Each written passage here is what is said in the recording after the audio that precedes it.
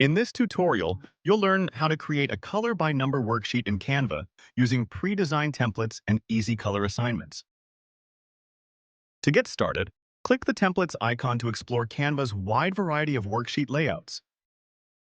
Then, type your chosen theme in the search bar to quickly find color by number options.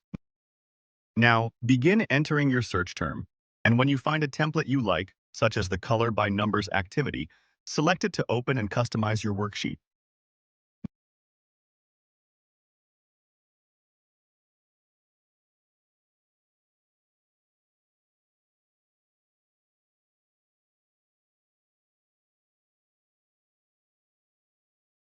Next, click the Customize Template option. Then, your design will open. Zoom in on it so you can edit it more easily. Color like purple or red from the palette. This step allows you to assign specific colors to different sections of your worksheet.